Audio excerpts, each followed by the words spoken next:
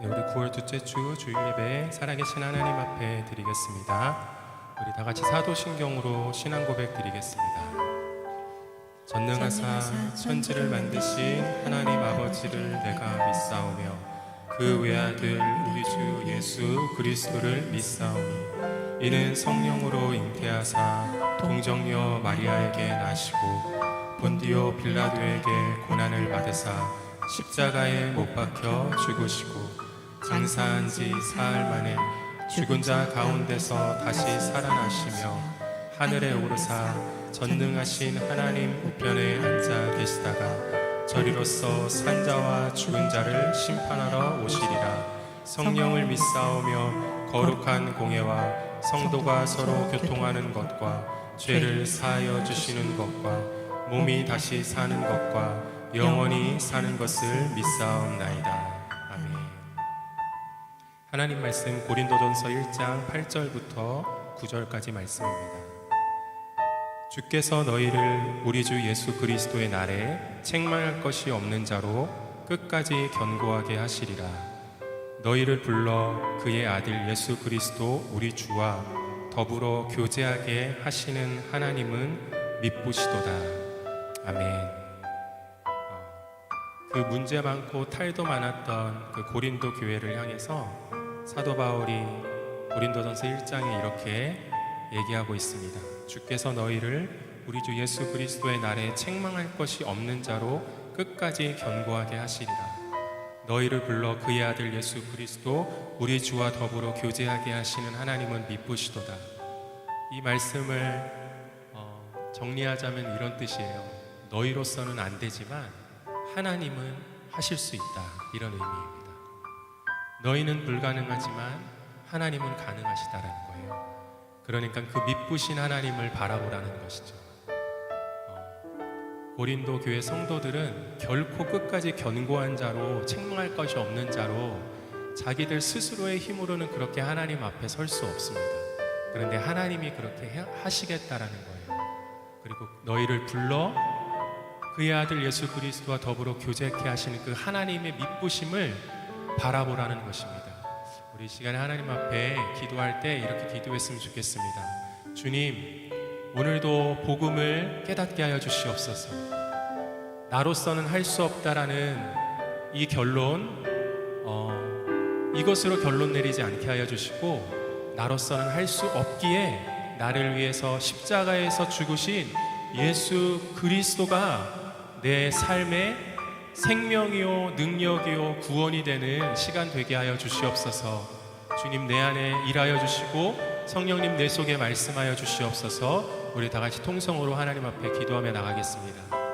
살아계신 하나님 아버지, 고맙고 감사합니다. 오늘도 우리를 불러 그의 아들 예수 그리스도와 교제케 하시는 그 미쁘시고 신실하신 하나님을 찬양하며 나아갑니다. 죄인된 우리가 어디까지 하나님을 배신할 수 있으며 죄인된 우리가 어디까지 하나님 앞에서 달라질 수 있는지, 타락할 수 있는지 주님 성경을 통하여 그 이스라엘 백성들의 역사를 통하여 또 내 삶을 통하여 주님 알게 되어집니다. 그렇지만 그런 죄인을 향하여 하나님이 어디까지 신실할 수 있으신지, 하나님이 어디까지 그들을 향하여 미쁘시고 그 약속을 성취하시는지 주님 우리로 하여금 다시 한번 이 복음 앞에 우리를 세워주시옵소서. 십자가의 그 은혜를 깨달아 알기를 원합니다. 우리를 위해 죽으신 그 십자가에 못 박히신 예수 그리스도의 그 은혜와 그 사랑이 지식으로만 머무는 것이 아니라 내 온 인격으로, 내 온 마음과 영으로 그 사랑과 그 은혜를 깨달아 알고 누리기를 간절히 소원하고 기도드립니다. 오 주님, 주님께서 오늘도 우리의 영혼을 위하여 우리의 삶 속에 행하신 일을 믿음으로 바라볼 수 있게 하여 주시옵소서. 성령님 우리에게 말씀하여 주시고 그 진리로 말미암아 하나님의 은혜를 깨닫는 시간 되게 하여 주시옵소서. 하나님 내 삶의 소망입니다. 예수님 내 삶의 구원이십니다. 예수님이면 충분하고 예수님 한 분의 그 모든 내 삶의 위로와 소망과 능력이 있음을 고백하며 나아갑니다. 살아계신 예수님을 만나는 시간 되게 하여 주시옵소서. 날 위해 십자가에 못 박혀 죽으시고 부활하신 예수님을 만나는 시간 될 수 있도록 성령님 은혜 베풀어 주시옵소서. 오 주님 찬양합니다. 주님 찬양합니다. 주님만을 예배하기를 원합니다. 죄와 사망의 권세로부터 우리를 건져내어 주시는 예수님을 찬양합니다. 우리에게 생명 주신 예수님을 찬양합니다. 오 주님 예배합니다.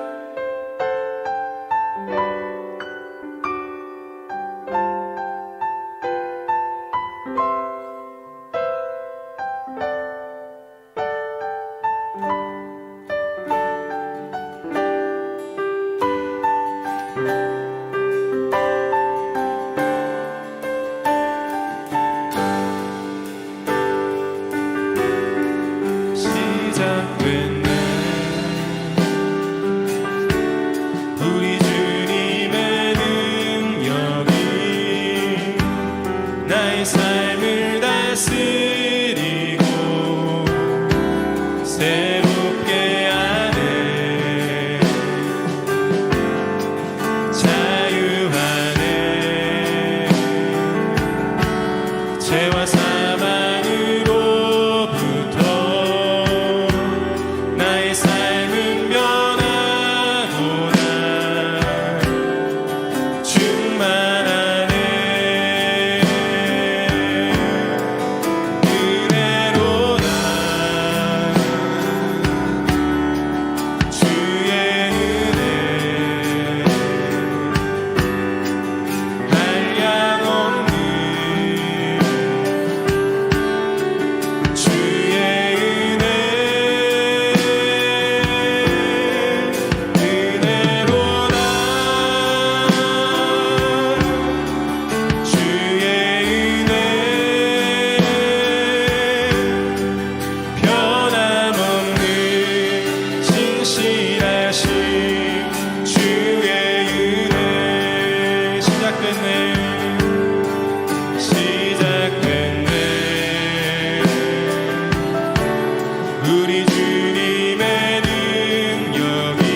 삶을 다스리고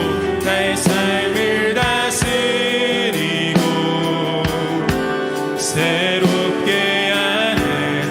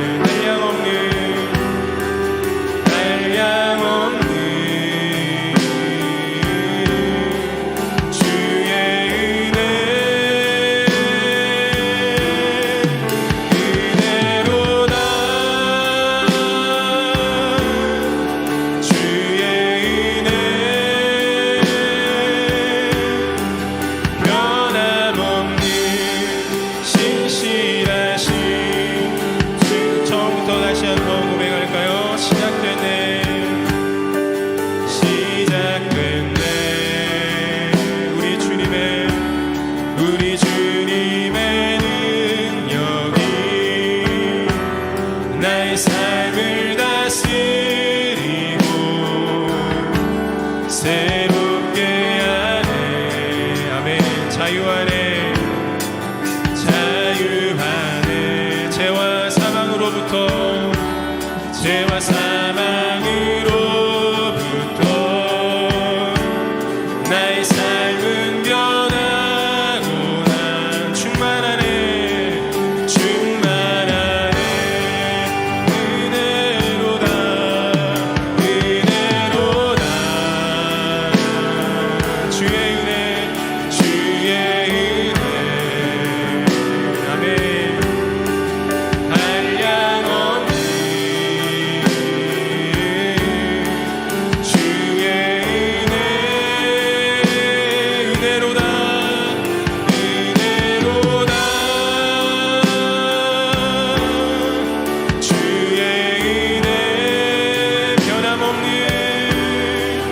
변함없는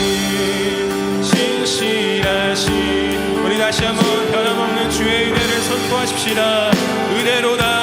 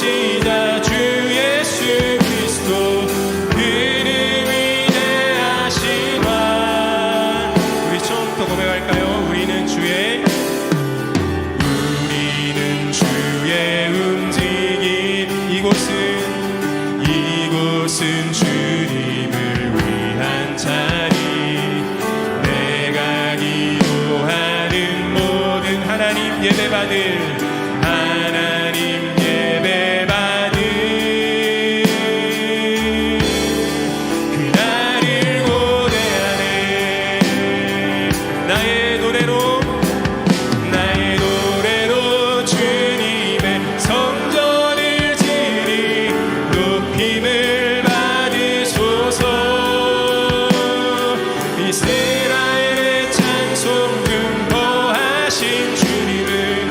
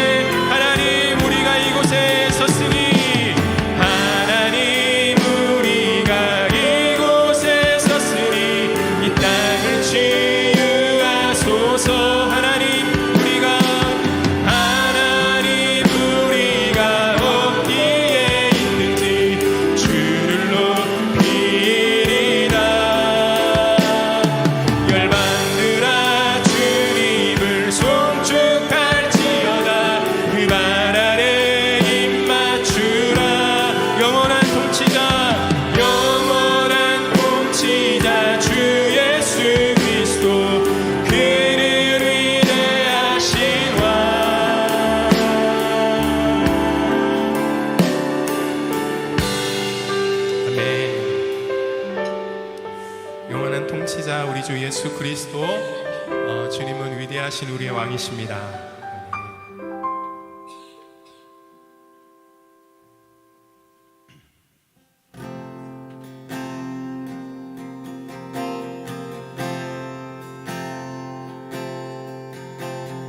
예수님 그의 희생 기억할 때 자기 몸 버려 죽으신 주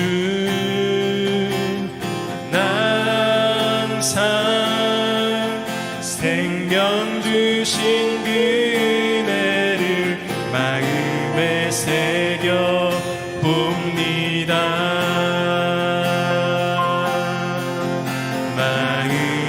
새겨 봅니다. 예수님 그의 희생 기억할 때 예수님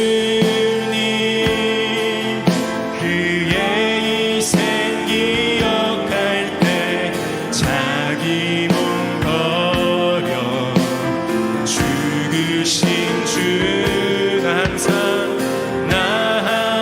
생명 주신 마음에 새겨 봅니다. 마음에 새겨 봅니다. 마음에 새겨 봅니다. 아멘. 주 달리신 십자가를 내가 볼 때 주님의 자비 내 마음을 겸손케 해 주께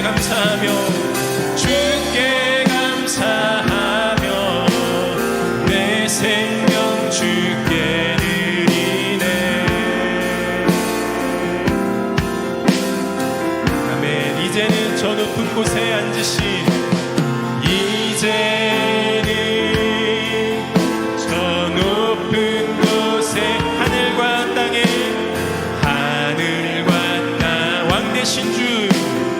왕되신 주 아멘. 나 이제 나의 놀라운 구원의 은혜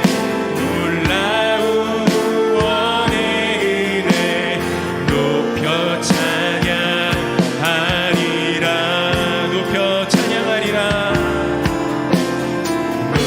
우리 처음부터 다시 한번 고백하십시다. 이제는 저 높은 곳에 앉으신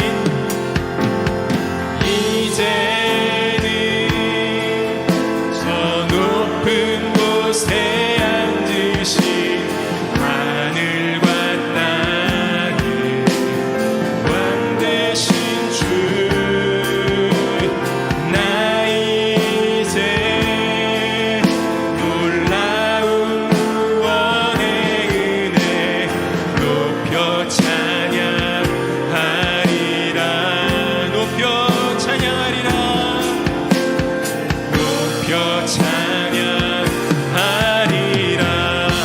주 달리신 십자가를 내가 볼 때 주님의 자비 내 마음을 겸손케 해 주께 감사하며 내 생명 주께 드리네. 한번 더 고백하십시다. 주 달리신 십자가를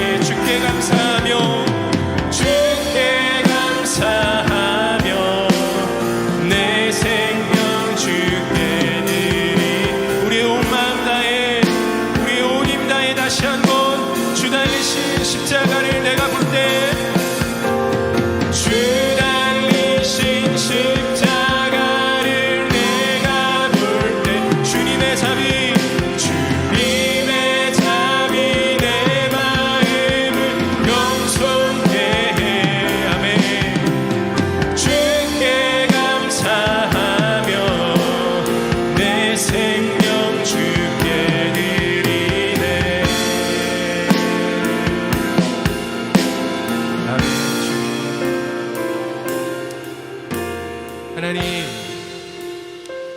오늘도 이 십자가의 크고 놀라운 이 비밀, 이 복음의 이 능력과 이 영광을 우리에게 말씀하여 주시고, 그 하나님의 은혜의 영광 안에서 우리가 마음껏 주님을 예배하고 주의 말씀을 기쁘게 받는 시간 되게 하여 주시옵소서. 우리 다 같이 통성으로 하나님 앞에 기도하겠습니다. 살아계신 하나님, 오직 주의 은혜를 바라봅니다.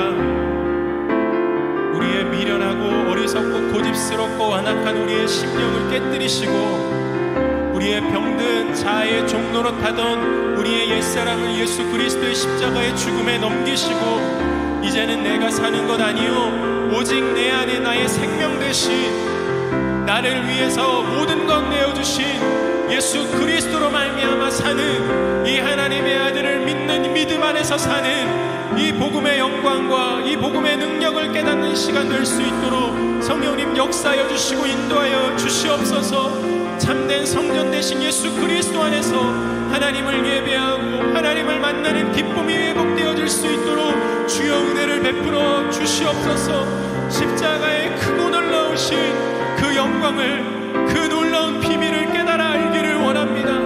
우리를 죄와 사망의 권세 가운데서 구원해 주시고 예수 그리스도를 믿는 자에게 값없이 허락하여 주시는 그 자유와 그 능력과 그 기쁨의 비밀을 주님 깨달아 아는 시간 될 수 있도록 성령님 역사하여 주시옵소서. 주님의 은혜를 사모합니다. 주님의 은혜를 구합니다. 주님의 은혜를 간절히 구합니다. 주님, 우리에게는 주님의 은혜가 필요합니다.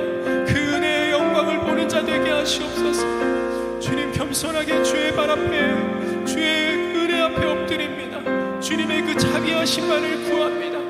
오 하나님, 은혜 베풀어 주시옵소서. 주님, 감사드리며 살아계신 예수 그리스도의 이름으로 기도드립니다. 아멘.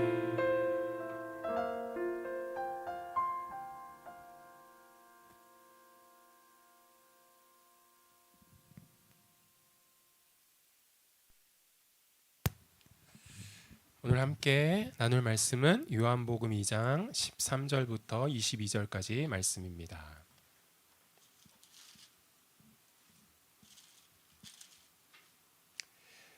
요한복음 2장 13절부터 22절까지 말씀.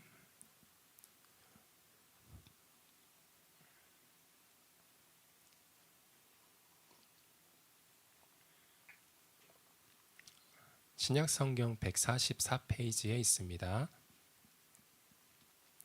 요한복음 2장 13절부터 22절까지 말씀. 우리 한 절씩 교독하도록 하겠습니다. 우리 아들들 예배될 준비 됐어요? 말씀 읽을 준비 됐어요? 네, 같이 말씀 읽을게요. 13절부터 제가 먼저 읽겠습니다.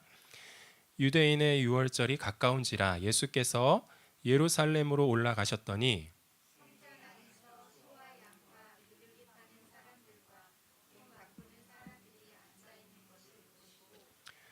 노끈으로 채찍을 만드사 양이나 소를 다 성전에서 내쫓으시고 돈 바꾸는 사람들의 돈을 쏟으시며 상을 엎으시고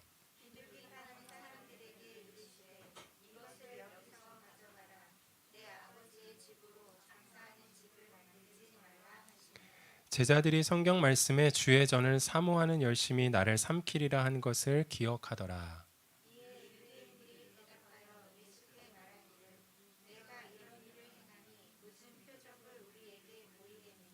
예수께서 대답하여 이르시되 너희가 이 성전을 헐라 내가 사흘 동안에 일으키리라.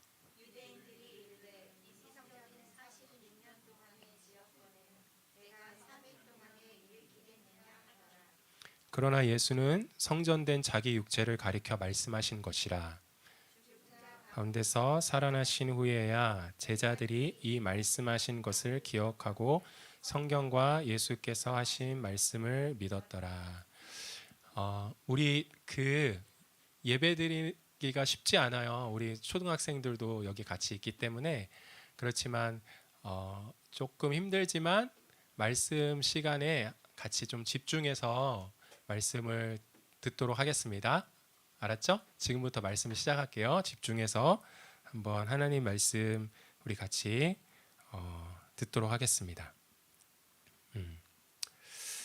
지금 본문 말씀은 우리가 너무나도 잘 알고 있는 익히 우리가 읽었던 말씀입니다.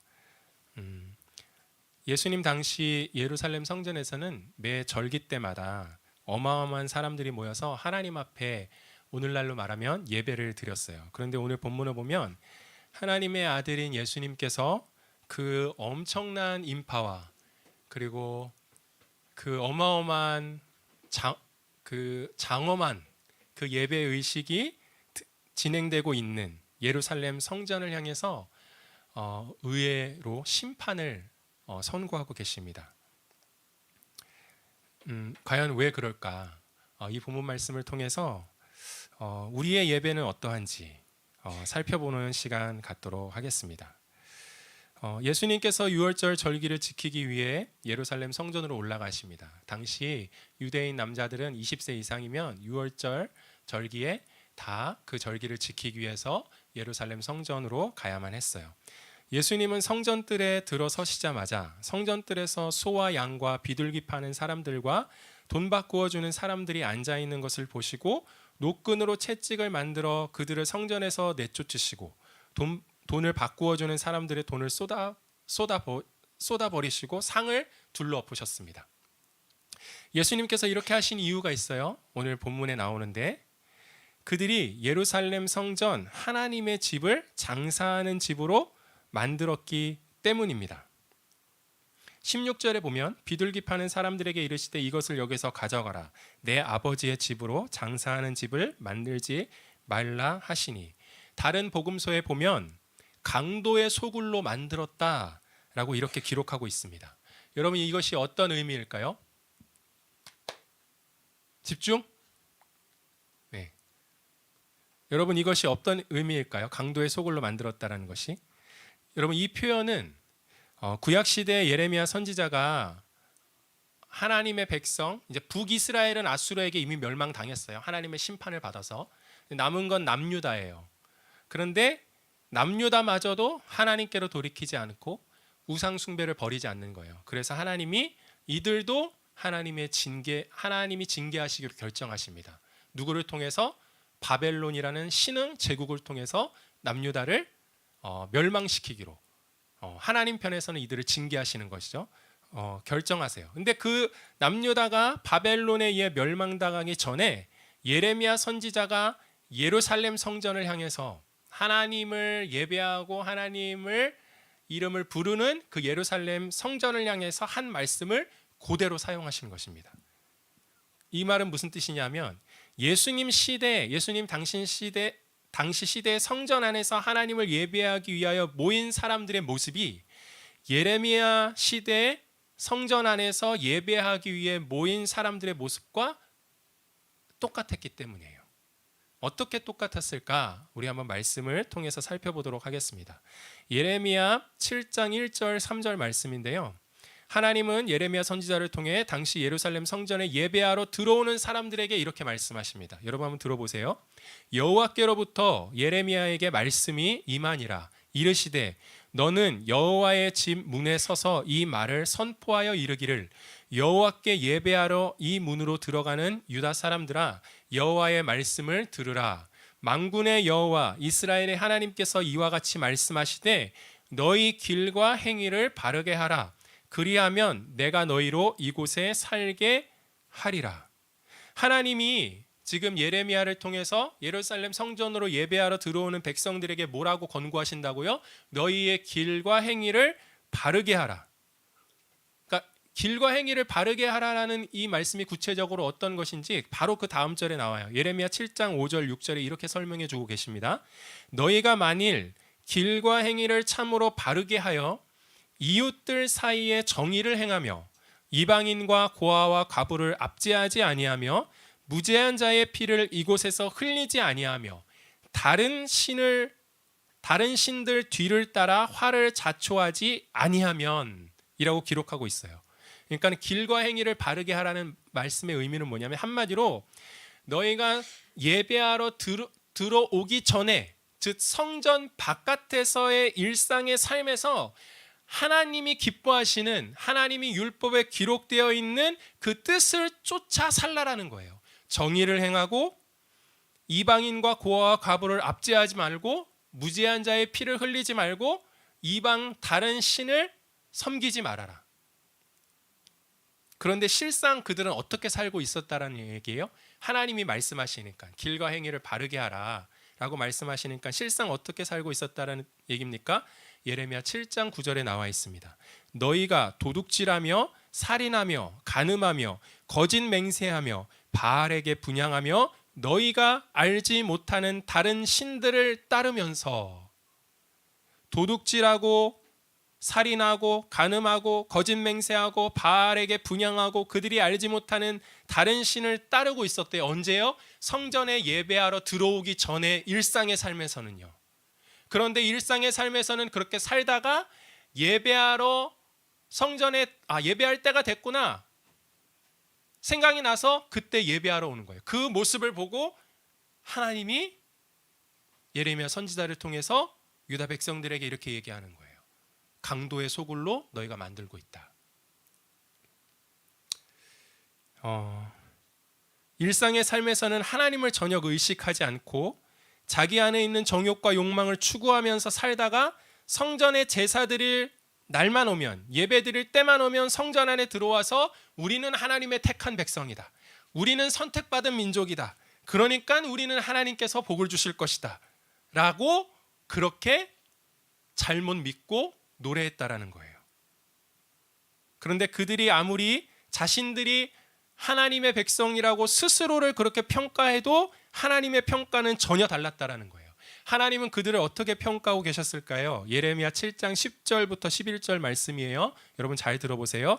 내 이름으로 일컬음을 받는 이 집이 너희 눈에는 도둑의 소굴로 보이느냐? 보라, 나 곧 내가 그것을 보았노라. 여호와의 말씀이니라.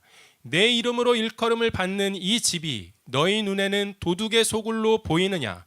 보라, 나 곧 내가 그것을 보았노라. 여호와의 말씀이니라.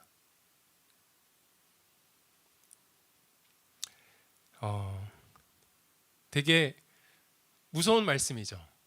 하나님은 우리를 성전에 있는 우리의 모습만 보는 하나님이 아니라 우리가 밖에서 일상에서 살아갈 때도 우리를 지켜보시고 주목하고 계시는 하나님이시라는 거예요.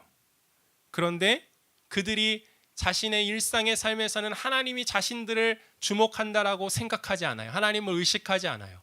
그러니까 하나님 경외함 없이 자기 신들 안에 있는 그 죄된 욕망대로 그 욕망에 사로잡혀서 그렇게 살다가 하나님으로부터 오는 복은 놓치기 싫으니까 때가 되면 절기 때마다 제사 드릴 때마다 성전을 향해 나가서 전혀 마음의 거리낌 없이 우리는 선택받았기 때문에 하나님으로부터 우리는 택함받은 민족이기 때문에 망하지 않을 거야, 복을 받을 거야. 예레미야 선지자는 굉장히 오랫동안 이 메시지를 선포했거든요. 하나님의 징계와 심판의 메시지를. 근데 그들은 눈을 닫고 귀를 닫고 듣지 않았습니다. 이것이 당시 예루살렘 성전 안에서 벌어지고 있는 일인데 예수님은 여기에 나오는 표현을 똑같이 사용하셨어요. 왜냐하면 예수님 당시에도 하나도 변한 것 없이 예루살렘 성전 안에서 모인 사람들이 그 모습으로 살고 있었기 때문입니다. 여러분, 매년 6월절이 되면 율법을 지키기 위해 평소 15만 명 정도 되는 예루살렘 도시의 인구가 전국 각지에 모여든 인파로 인하여 그때는 30에서 50만 명 정도 되었다고 합니다. 기록에 의하면. 눈에 보이는 예루살렘 성전은 역사가 요세푸스의 기록에 의하면 견고한 백석 석재로 건축되었다고 해요.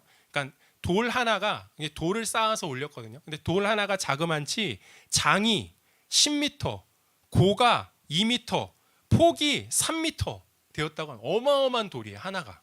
그거를 쌓아서 올려놓고 그 돌은 황금으로 장식된 거대한 백석 대리석 산처럼 눈이 부셨다고 해요. 멀리서 보면은 진짜 화려하고 아름다웠다고 합니다. 엄청나게 화려하고 웅장하고 아름다운 장관을 이루고 있었다고 해요.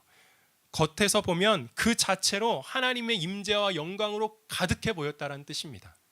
성전에서는 평소 2만 명의 제사장들과 레위인들이 24계조로 나뉘어 날마다 희생 제사를 드렸어요. 굉장한 열심이죠.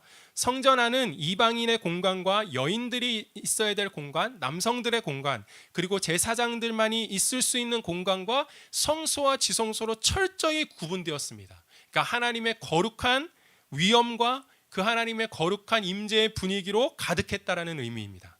율법이 낭독되어져고 율법이 가르쳐졌습니다. 그런데 이렇게 아름답고 웅장해 보이고 거룩해 보이는 제사가 날마다 드려지고 있는 이 예루살렘 성전 안에서 단 한 명도 자신들의 죄를 회개하고 실제로 그 회개의 열매인 삶이 변화되는 사람이 나오지 않았다라는 거예요. 그 사람들은 어디에 나왔어요? 우리 지난 시간에 살펴봤잖아요. 지지난 시간에 광야에 세례 침례 요한이 선포되어지는 그 메시지를 듣고 거기서 참된 회개와 로 인한 삶의 변화되는 사람들이 나왔어요.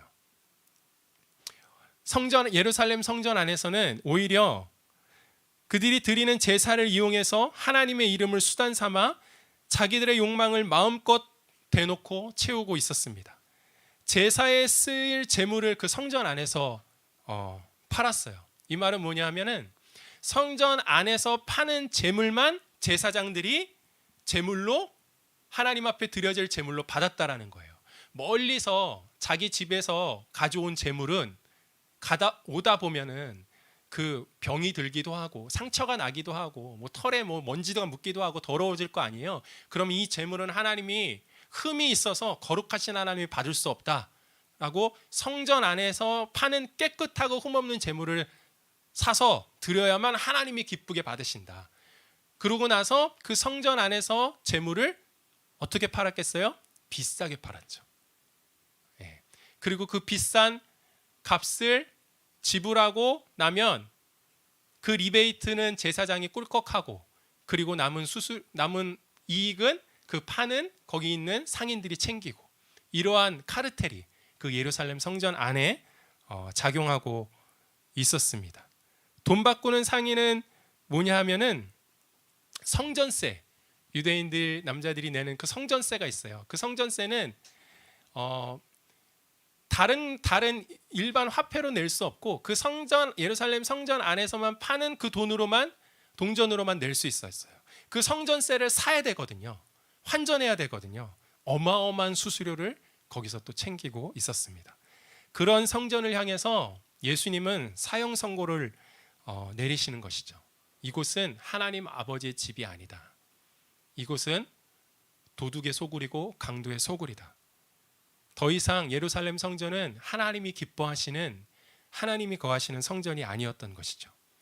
사랑하는 여러분, 오늘날 우리 교회에서 드려지는 예배가 어떤지 우리가 살펴봤으면 좋겠습니다. 지금 이곳에서 우리는 하나님을 나의 주, 나의 왕으로 고백하고 하나님을 믿고 의지한다라고 그렇게 말합니다.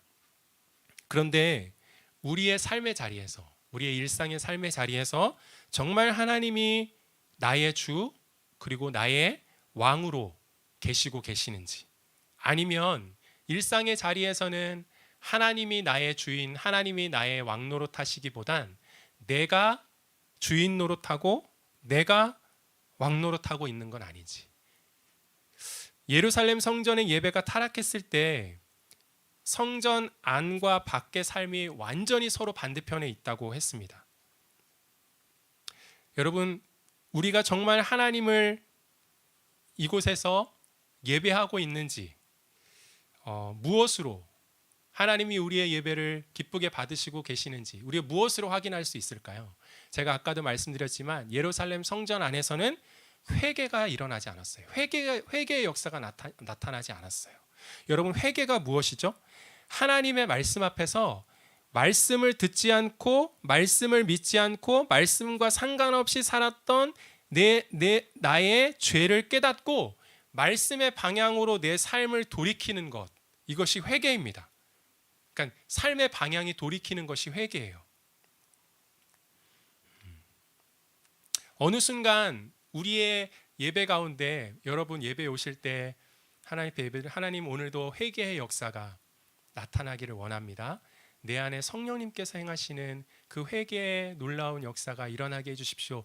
이 기도보다 우리의 예배에 하나님의 말씀을 듣고 하나님의 말씀의 방향으로 우리의 삶을 돌이키는 그 소원보다 하나님께 우리가 가지고 있는 소원과 원함을 아뢰고 응답받는 것, 이것에 우리의 예배가 더 집중되고 있다는 것입니다. 예배의 중심에 하나님이 아니라 우리가 있어요.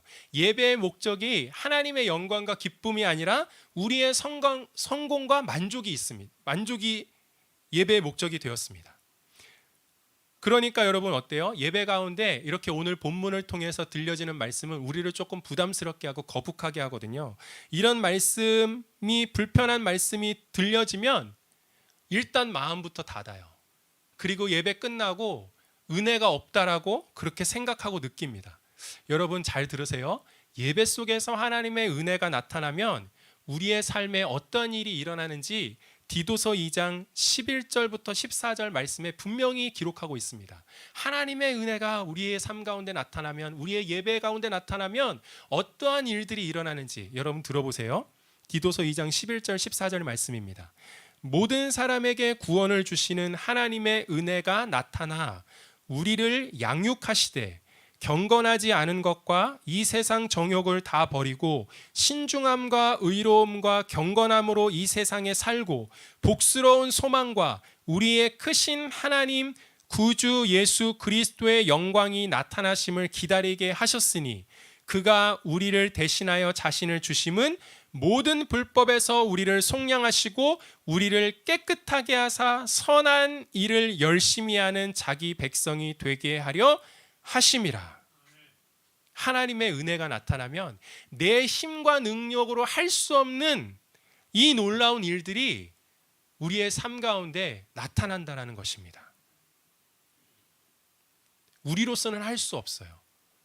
그런데 예배 가운데 하나님의 은혜가 나타나면 경건하지 않은 것, 이 세상의 정욕을 버리고 신중함과 의로움과 경건함으로 세상에서 살고 새로운 소망, 그게 어떤 소망이에요? 우리 크신 하나님 구주 예수 그리스도의 영광이 나타나심을 기다리는, 그리고 모든 불법에서 우리를 속량하여 주시는 예수님을 믿고 우리가 깨끗함을 받아 선한 일을 하는 하나님의 백성이 된다는 것입니다. 여러분, 우리의 예배가 이 하나님의 은혜가 우리의 예배에 이 하나님의 은혜가 나타나고 있는지 우리 진리의 말씀으로 점검해 봐야 돼요. 그리고 이걸 붙들고 소원 하나님 앞에 간구하고 부르짖어야 합니다. 하나님, 이 은혜가 우리의 예배에 나타나게 하여 주시옵소서. 우리의 그냥 소원과 우리의 문제 해결만을 구하는 그런 예배가 아니라 하나님이 약속해 주신 이 은혜가 나타나는 예배가 되게 하여 주시옵소서. 그러한 기도가 우리 안에 있기를 예수님의 이름으로 축복합니다. 예배에 사람이 많이 모이는 것 중요하죠. 찬양이 아름답고 감동적으로 들어지는 것 너무 중요합니다. 설교자의 설교가 정말 잘 준비되어 있는 것 더욱더 중요합니다.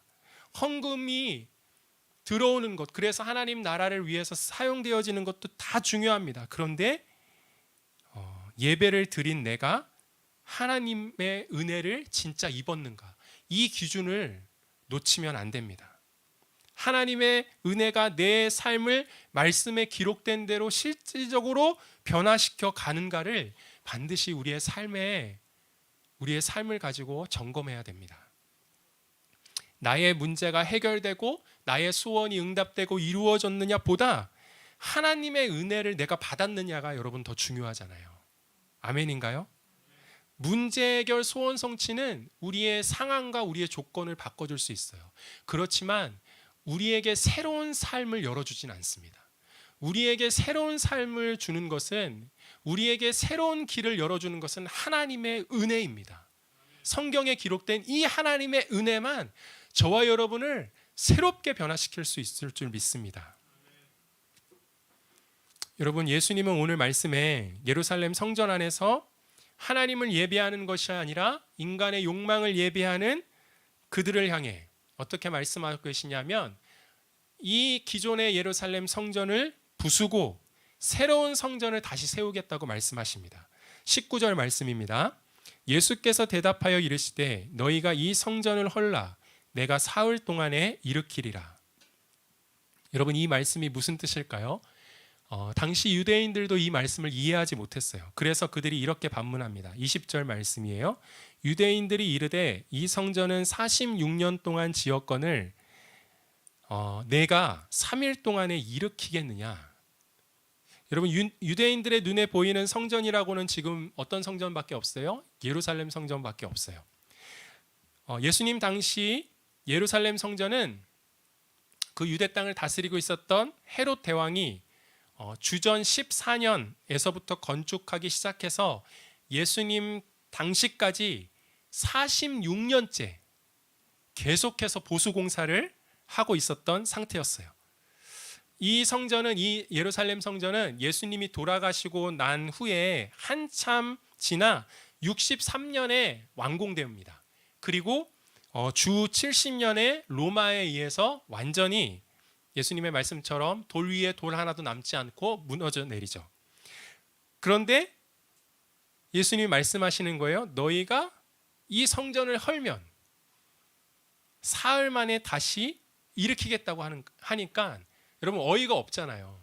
46년 동안 지어진 이 성전, 돌 하나 자체가 어마어마한데 그것을 어떻게 무너뜨릴 것이며, 그 무너뜨린다 한들 그것을 또 어떻게 다시 지을 수 있겠습니까?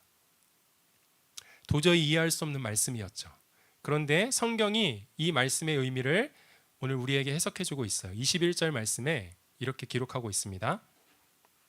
20절부터 읽을게요. 유대인들이 이르되 이 성전은 46년 동안에 지었거늘 내가 3일 동안에 일으키겠느냐 하더라. 21절. 그러나 예수는 성전된 자기 육체를 가리켜 말씀하신 것이라. 예수님이 말씀하신 성전은, 그러니까 유대인들의 눈앞에 있는 예루살렘 성전을 얘기하시는 것이 아니라 어떤 성전을 말씀하셨어요? 예수님 자신. 그러니까 이 말은 예수님이 진짜 참된 성전이라는 의미입니다. 그런데 여러분, 이상해요. 예수님이 유대인들을 향해 인간의 욕망을 예배하는 타락한 예루살렘 성전을 헐라고 말씀하지 아니하시고, 그죠? 타락한 것은 지금 예루살렘 성전이잖아요. 근데 예루살렘 성전을 헐어라 이렇게 말씀하지 아니하시고, 참 성전이신 하나님의 영광을 예배하는, 하나님의 영광을 나타내고 있는 참 성전이신 예수님 자신을 헐라고 말씀하십니다. 여러분, 이거 되게 알아듣기 힘든 말씀이잖아요. 여러분, 이게 무슨 뜻일까요?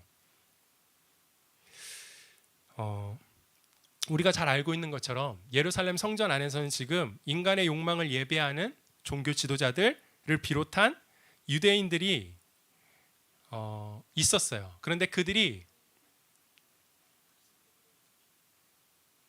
왜요? 괜찮아요. 신경 쓰지 마요. 괜찮습니다.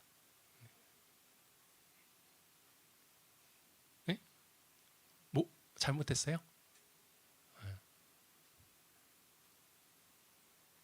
밥이 뭐가 문제가 있어요? 한번 한 분 나갔다 오세요. 네. 예루살렘 성전 안에서 인간의 욕망을 예배하는 그 종교 지도자들과 그 유대인들이 하나님의 영광을 있는 그대로 나타내는, 하나님의 영광을 예배하는 참 성전이신 예수님을 그들이 어떻게 하죠? 나중에는 빌라도 총독의 권력을 이용해서, 그 권력을 통해서 참 성전이신 예수님을 십자가에 못 박아 죽여버립니다. 그러니까 예수님이 지금 그들이 어떻게 예수님을 대할지 아시고 어떠한 결과가 이루어질지 아시고 미리 이 말씀을 하시는 거예요. 너희가 이 성전을 헐라. 그들이 예수님을 죽인 것은 다른 이유가 아니에요. 어떤 이유였냐면, 예수님 앞에 서면 자신들의 예배 뒤에 감춰진 숨겨진 욕망, 거짓과 위선, 그 실체가 자꾸만 드러나는 거예요. 그 빛 대신 그 하나님의 영광으로 충만하신 예수님만 만나면, 예수님 앞에만 서면 자기들의 예배 뒤에 감춰져 있는 그 타락하고 그 숨겨진 그 거짓과 교만과 그 욕망이 드러나기 시작하는 거예요. 예수님 앞에만 서면 자신들이 얼마나 이기적이고 비열하고 비참한 절망적인 죄인인지가 자꾸만 보이기 때문입니다. 여러분, 오늘날도 마찬가지예요. 하나님 없이 살아가는 사람들은 내가 내 인생의 주인 되고 왕이 되어서 나란 자아 있잖아요. 자아라는 그 이름의 성전 안에서 나의 자아의 욕망을 예배하면서 살아갑니다. 그런 사람들이, 그런 죄인들이 예수님 앞에 나와서 복음을 들으면, 복음 앞에 서면 조금씩 더 내가 얼마나 이기적인 욕망에 사로잡혀 있는 자인지가 보이기 시작해요. 여러분, 사람들은 자신을 객관화하기가 힘들어요. 내가 지금 어떻게 살아가고 있는지, 내가 지금 잘 가고 있는지, 잘 살고 있는지가 스스로, 이걸 뭐 심리학적 용어로 통찰이라고 그러잖아요. 자기 자신을 통찰하기가 굉장히 어렵습니다. 왜냐하면 우리의 눈은 내 안을 보게끔 이렇게 달려있지 않고, 우리는 눈을 가지고 세상을 보고 다른 사람들을 보고 평가하고 판단합니다. 그러니까 내 자신을 객관적으로 보기가 굉장히 어려워요. 근데 복음은 그런 우리를 하나님의 눈에 비춰진, 복음의 빛에 비춰진 나의 실상을 보게 한다는 거예요. 여러분, 아멘이십니까? 이 복음의 빛 앞에 서면 예수님 없는 나의 인생이 결국 나의 교만과 악한 정욕과 거짓과 위선과 이기심과 탐심에 사로잡혀 있다는 사실을 발견하게 되어져요. 그러니까 나의 어둠을 직면하게 되어집니다. 여러분, 이때 사람들이 어떤 선택을 하냐면, 대부분의 사람들이, 그래서 사람들이 복음 앞에 나오기 싫어하는 거예요. 예수님 앞에 나오기 싫어하는 거예요. 예수님 앞에 나와서 복 준다, 예수님 믿으면 잘 될 거다, 네가 하는 일이 형통해질 거다, 이런 얘기는 거부감 없이 누구나 들어도 다 할렐루야, 다 잘 받아들입니다. 그런데 복음 중에 복음의 핵심인 이 십자가의 도를 전하면 그때서부터 죄인의 본성에서 거부 반응이 일어나기 시작합니다. 왜냐하면 죄된 본성은 자기 중심이거든요. 하나님을 반역하는 거예요. 하나님을 밀어내는 거예요. 그리고 내 안에 죄된 욕망을 추구하는 것이, 그게 죄된 본성이기 때문에 이 십자가의 복음 도를 전하면 어쩔 수 없이 이런 거부 반응이 일어납니다. 그런데 그게 은혜인데, 그게 성령님의 역사인데, 이렇게 내 안에 어둠이 자꾸 직면될 때 사람들이 어떤 선택을 해요? 예수님 없는 내 인생이 얼마나 비참하고 절망적인지 깨닫고, 그렇구나, 내가 예수님을 믿고 의지해야겠구나. 이것이 아니라 아까도 얘기했지만 예수님을 내 마음속에서 밀어내고 거부하고 지워버립니다. 그리고 자기 욕망을 예배하고 그것을 만족시켜줄 대상을 찾고 쫓아가고 그것을 사랑합니다. 사랑하는 여러분, 저와 여러분의 힘과 의지로 예수님을 믿을 수 없어요. 예수님을 예배할 수 없어요. 믿으세요, 여러분? 네. 죽었다 깨나도 저와 여러분 스스로는 예수님을 예배할 수가 없어요. 만왕의 왕, 만주의 주 대신 예수님에 대해서 아무리 듣고 지식적으로 성경 공부하고 아무리 성경의 지식이 늘어난다 한들 불가능합니다.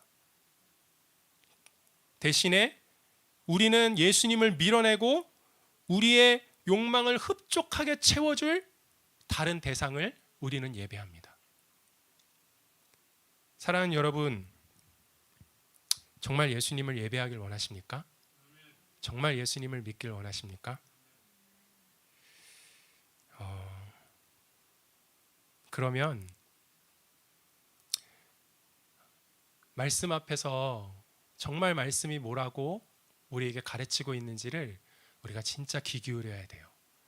우리의 어두움과 직면해야 돼요. 우리의 믿음 없음과 직면해야 돼요. 겉과 속이 다른 우리의 위선과 직면해야 돼요. 우리가 얼마나 교만한지 우리의 이기심과 우리의 교만과 직면해야 돼요. 그래서 우리가 예수님 앞에서 정말 세리와 창기와 별반 다를 것이 없다라는 사실이 정말 내 마음 중심으로 동의가 되어져야 돼요. 정말 예수님, 나 죄인입니다. 이게 지식이 아니라 내 영혼 깊은 곳에서, 내 절망 속에서 이 영혼의 고백이 터져 나와야 돼요. 그러니까 한마디로 나의 절망을 경험해야 된다라는 거예요. 쏟아진 물과 같이, 나는 이제는 안 되는구나. 아무리 내가 애쓰고, 아무리 내가 몸부림치고, 아무리 내가 의지적으로 내 삶을 변화시키려고 애써도 나로서는 안 되는구나라는 이 사실을 깊이 깨달으면 깨달을수록 여러분 기뻐하고 즐거워하십시오. 십자가의 복음의 영광과 능력이 여러분의 삶을 사로잡을 것입니다. 이것이 복음의 역사입니다. 이것이 성령님의 역사예요. 그런데 이 십자가의 죽음 앞으로 사람들이 나오길 싫어해요. 왜냐하면 누구나 다 그렇듯이 자기의 죄된 모습의 그 실체를 직면하는 것을 두려워하기 때문이에요. 대충 얼버무리면서 대충 나 예수 어느 정도 이렇게 믿었다라고 생각하고 더 이상은 십자가에 못 박히신 예수 그리스도의 그 죽음에 나의 온 믿음으로 동참하기를 꺼려합니다. 사랑하는 여러분, 거룩하신 성령님이 저와 여러분의 삶에 이 놀라운 은혜의 역사를 나타내셨으면 좋겠습니다. 너희가 이 성전을 헐라. 마땅히 무너지고 마땅히 하나님의 심판을 받아야 할 성전은 예루살렘인데, 마땅히 정죄받고 저주받아야 될 존재는 나인데, 예수님이 어떻게 하시죠? 누가 정죄를 받고 누가 심판을 받고 누가 하나님으로부터 버림받는다라는 거예요? 참된 성전이신 거룩하신 죄 없으신 하나님이 그렇게 하신다라는 거예요. 누구의 손에 의해서? 여러분 기가 막히시죠? 너희가 이 성전을 헐라. 죄인된 그 예수님의 발 앞에 엎드려도 모자를 판인데, 그 악독한 그 죄인들의 손에 하나님이 아들을 내어주시는 거예요. 그래서 그 죄인의 손에 붙들려서 아들 예수님이 죽이심을 당하신다라는 거예요. 이 복음의 비밀이 우리의 영혼 가운데 들려졌으면 좋겠습니다. 말도 되지 않는 이 일을 하나님께서 행하셨습니다. 저와 여러분을 구원하시기 위해. 왜 그렇게 하셨어요? 그 악독하기 짝이 없는 그 욕망으로 가득 찬 한평생 욕망의 종로로 타던 그 로마 병사의 손에 붙들려서 예수님이 채찍을 맞으세요. 예수님이 십자가에 못 박히세요.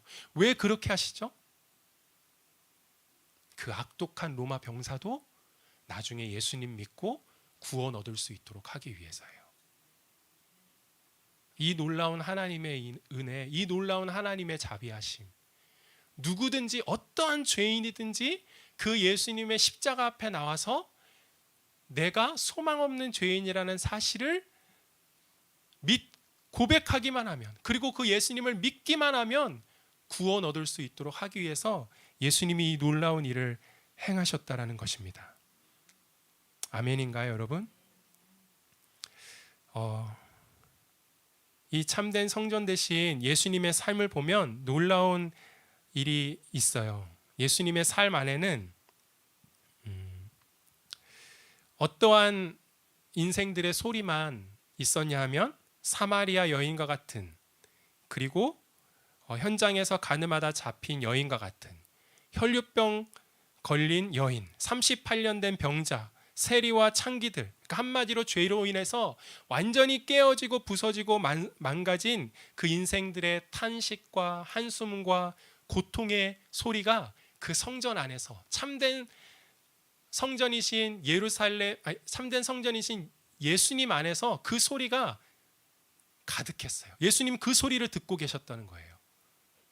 아멘인가요, 여러분? 예수님의 삶 안에는 이런 자들을 향한 하나님 아버지의 긍휼과 자비와 용서와 사랑의 음성이 있었습니다.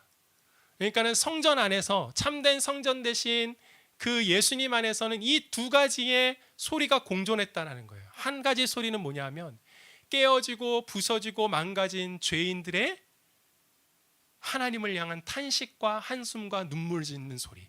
나로서는 할 수 없으니 오 주님 이 죄인을 불쌍히 여겨주셔서, 이것밖에는 고백할 수 없는 그 죄인들의 소리와 그 죄인들의 소리를 기쁘게 들으시고 하나님의 긍휼과 자비와 넘치는 사랑으로 응답하시는 하나님의 소리.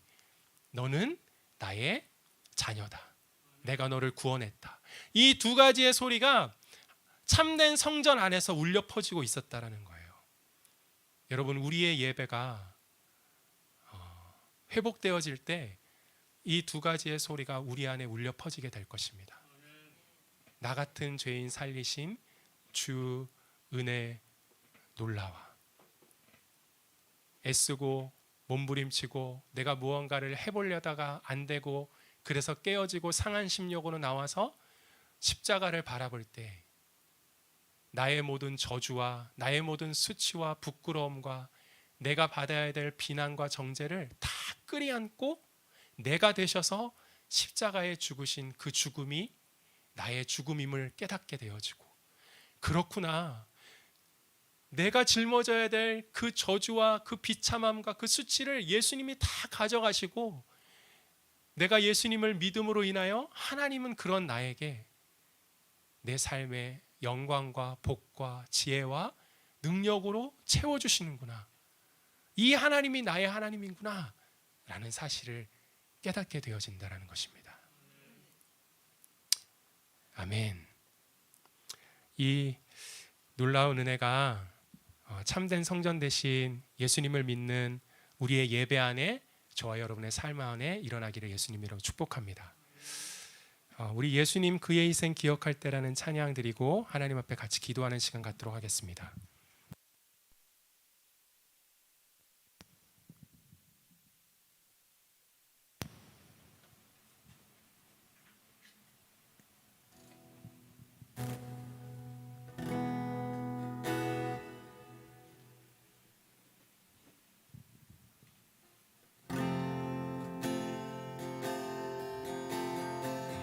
예수님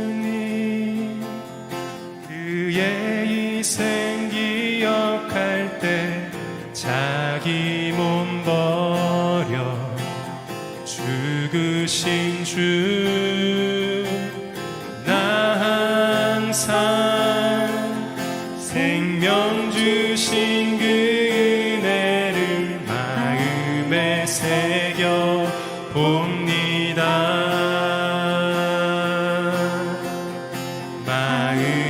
새겨 봅니다. 예수님 그의 희생 기억할 때, 예수님 그의 희생 기억할 때 자기 몸 버려 죽으신 주, 나 항상 생명 주신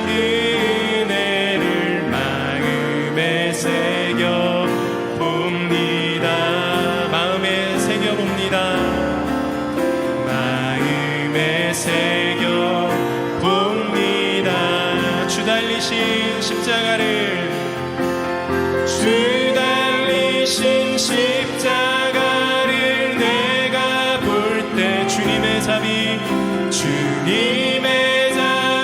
내 마음을 겸손케 해.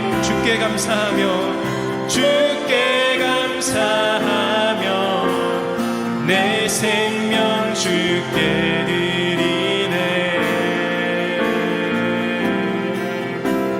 예수님 그의 희생 기억할 때, 예수님 그의 희생 자기 몸 버려 죽으신 주, 나 항상 생명 주신 그 새겨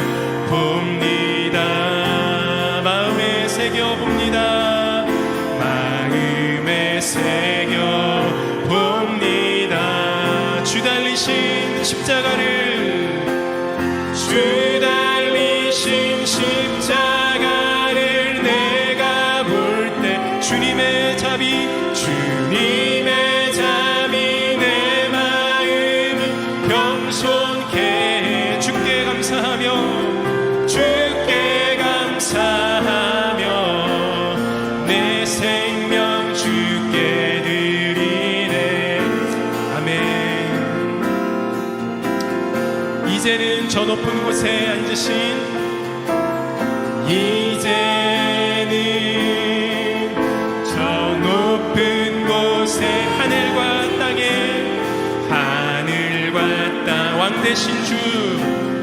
왕 대신 주 나 이제 놀라운 구원에 높여 찬양하리라 높여 찬양하리라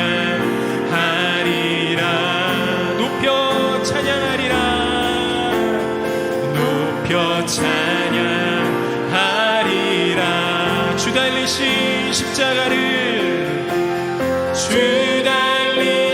십자가를 내가 볼 주님의 자비 내 마음을 겸손케 해 주께 감사하며 내 생명 주께 드리네. 주 달리신 십자가를 아멘. 십자가를 내가 볼 주님의 자비 내 마음을 겸손케 해 주께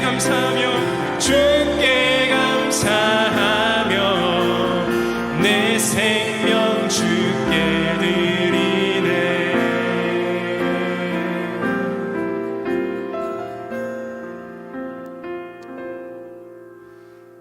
예루살렘 성전 안에서 하나님을 예배한다라고 했지만 정작 자기들의 욕망을 예배하고 있었던 그 수많은 종교 지도자들, 그리고 그들과 함께 부합했던 수많은 유대인들, 그들을 찾아가신 예수님,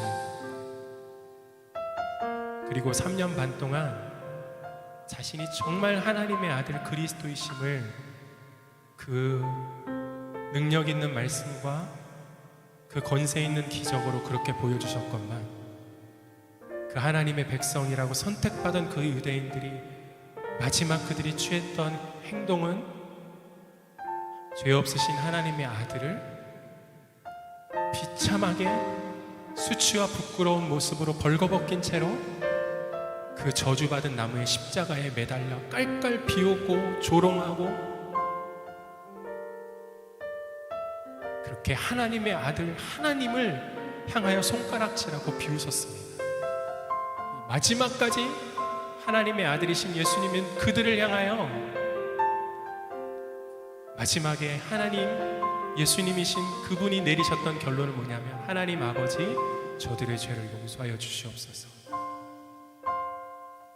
여러분, 우리가 얼마만큼 어디까지 하나님을 떠날 수 있는지 보여줄 수 있는 장면이에요. 죄인된 우리로서는 죽었다 깨나도 우리의 힘과 능으로 예수 그리스도를 내 생명 전부로 믿을 수 없다라는 사실을 보여주는 장면이에요. 그런데 그런 우리를 향하여 하나님이 십자가를 통하여 그런 죄인들을 어디까지 사랑하실 수 있고 얼마만큼 그 죄인들을 품으실 수 있는지 보여주십니다. 십자가에 못 박히신 그 예수 그리스도를 내 생명 전부로 만나기를 소원합니다. 나의 노력이, 나의 최선이 바닥난 그 순간에 내 삶의 열매라고는 죄와 허물로 깨어지고 부서지고 상한 것밖에 없음 그때에 주님이 우리에게 십자가로 찾아와 주십니다. 그리고 우리의 모든 수치와 우리의 모든 부끄러움과 우리의 모든 정죄와 우리의 모든 더러움들을 깨끗하게 그분의 은혜로, 그분의 보혈로 덮으시고 깨끗하게 씻어주십니다. 나는 아무것도 한 것이 없어요. 그냥 나는 복음 앞에서 주님이 말씀하여 주시는 대로 내 죄를 본 것뿐이에요. 맞아요, 주님. 나는 이런 죄인이에요. 나는 그걸 보고 고백하고 인정한 것밖에 없는데, 주님이 그 믿음을 통해서 아들 생명 전부, 당신의 모든 영광을 나에게 주시는 그 은혜의 하나님이십니다. 하나님, 이 은혜를 만나기를 원합니다. 이 은혜의 영광 가운데 살기를 원합니다. 참된 성전이신 예수 그리스도 안에서 하나님을 만나는 사람 되기를 원합니다. 우리 다 같이 통성으로 하나님 앞에 기도하며 나가겠습니다. 살아계신 하나님 아버지, 우리의 눈을 열어서 하나님 없는 우리의 인생이 얼마나 비참하고 외롭고 공허한지, 예수님을 믿는다라고 말하지만 실상은 내가 주인되고 내가 왕노릇하면서 내 욕망을 따라 내 욕망을 예배하는 어리석은 자였음을 주님 보게 하시고 깨닫게 하여 주시옵소서. 그거를 보여주면 보기 싫어서 도망치는 존재가 우리입니다. 내가 죄인 되는 사실을 깨닫게 해주면 그 나의 실상을 직면하기 싫어서 외면하는 것이 어리석은 이 죄인입니다. 하나님 앞에서 나의 죄를 보는 것이, 그것이 복입니다. 그래야 십자가에 못 박히신 예수 그리스도가 나의 생명 되심을 알게 되어집니다. 그 예수님만을 의지할 수 있게 되어집니다. 그 예수로 말미암아 살 수 있게 되어집니다. 주님이 복음의 영광과 이 복음의 능력이 사모되어집니다. 예수 그리스도를 믿음으로 살아가는 삶, 예수님 안에서 능력과 기쁨을 얻는 삶, 주님 살게 하여 주시옵소서. 이슬로만 주여 주여 예루살렘 성전에서 예배하였던 종교 지도자들이 바로 저였습니다. 주님, 하나님의 이름을 구하고 있지만 사실 하나님의 이름과 영광보다 나의 만족과 나의 유익을 구하였던 죄인이 바로 저였습니다. 하나님 용서하여 주시옵소서. 하나님, 주의 말씀, 그 생명, 아들 생명 전부를 내어주셨는데 하나님, 그 예수님으로 만족하지 못하고 하나님, 예수님 아닌 다른 나의 욕망을 채워줄 헛된 대상을 향하여 쫓아갔던 자가 바로 저였음을 고백하며 나아갑니다. 주님, 주께로 돌이키게 하여 주시옵소서. 예수님, 다시 한번 두 손 들고 나와 깨어지고 부서진 상한 심령으로 하나님의 은혜만을 구하는 자 되기를 간절히 소원하고 기도드립니다.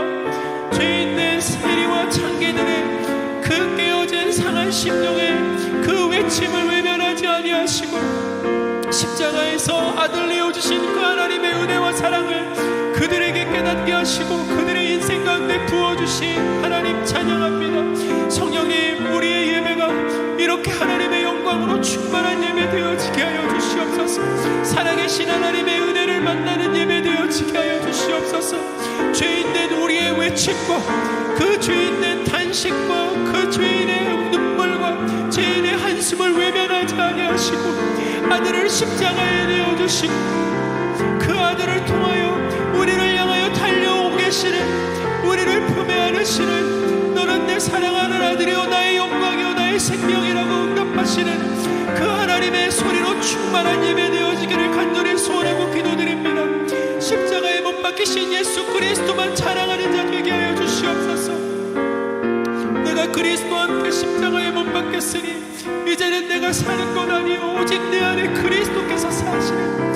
이제 내가 육체 가운데 사는 것은 나를 사랑하사 나를 위하여 자기 몸을 버리신 하나님의 아들을 믿는 믿음 안에서 사는 하나님이 복음의 영광과 이 능력으로 주님 우리를 만나 주시옵소서. 하나님 공허하고 주님 허무한 우리의 인생 가운데 영원한 생명 되신 예수님 만날 수 있도록 성령님 인도하여 주시옵소서.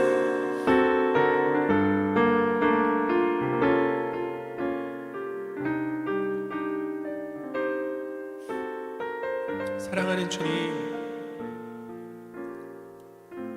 하나님이 당신의 아들 전부를 우리에게 내어주셨다라는 이 복음이 왜 이렇게 우리의 마음과 우리의 영혼 가운데 들려지지 않는지,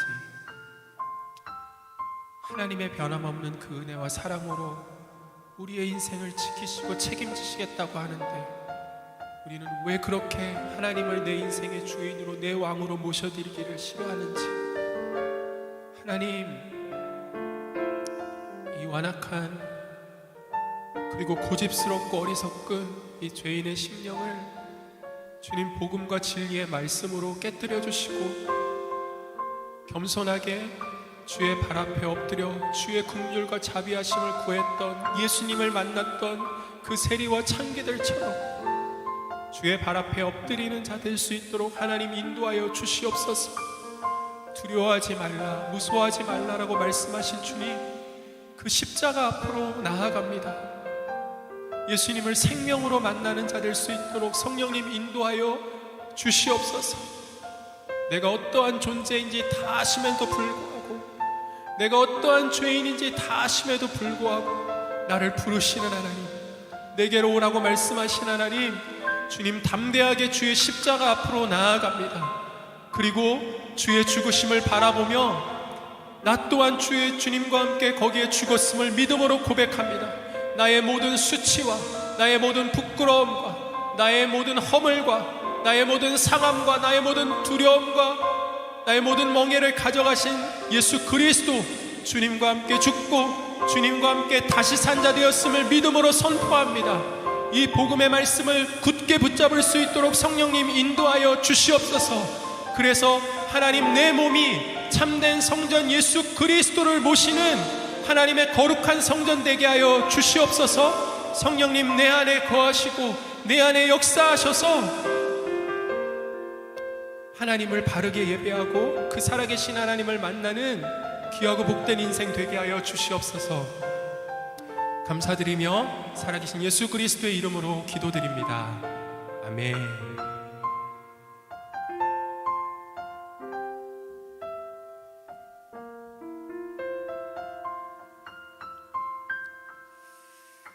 할렐루야. 아멘. 십자가의 죽음 앞으로 담대히 나오는 걸 여러분 두려워하지 마십시오. 벌거벗은 주님이 왜 벌거벗긴지 아세요? 십자가 위에서 우리에게 벌거벗고 나오라는 거예요. 여러분, 십자가에 못 박히신 예수 그리스도가 우리의 인생의 영광이고 능력이 될 줄 믿습니다. 그 십자가에 못 박히신 예수 그리스도를 깊이 묵상하시길 바랍니다. 그분을 만날 때 나로서는 할 수 없는 새로운 삶이 우리 앞에 열리기 시작합니다. 정말 예수님을 믿기에 충분한 근거가 되어집니다. 그 은혜가 여러분 가운데 이미 임했고 그 은혜 위에 은혜로 저 여러분의 삶을 이끌어가 주실 것입니다. 제가 헌금을 위해서 기도하고 축도로 예배를 마치도록 하겠습니다. 사랑하는 주님, 고맙고 감사합니다. 오늘도 우리를 부르셔서 그 놀라우신 하나님의 은혜를 보게 하여 주시니 감사합니다. 참된 성전 되신 예수 그리스도, 예수님을 믿고 예수님 안에서 우리도 주님의 성전 되어서 하나님이 기뻐하시는, 그리고 하나님의 영광을 나타내는 삶으로 주님 인도하여 주시옵소서. 주 앞에 예물 드렸습니다. 이 예물이 하나님 기뻐하시는 곳에 사용되어 줄 수 있도록 주님 축복하여 주시옵소서. 지금은 우리 주 예수 그리스도의 은혜와 하나님 아버지의 영원하신 사랑과 보혜사 성령님의 언제나 우리와 함께 하시는 역사가 사랑하는 귀한 우리 성도님들의 영혼과 개인, 자녀, 가정, 그리고 하시는 모든 일과 범사 위에 지금부터 영원토록 함께 있기를 간절히 축원하옵나이다. 아멘.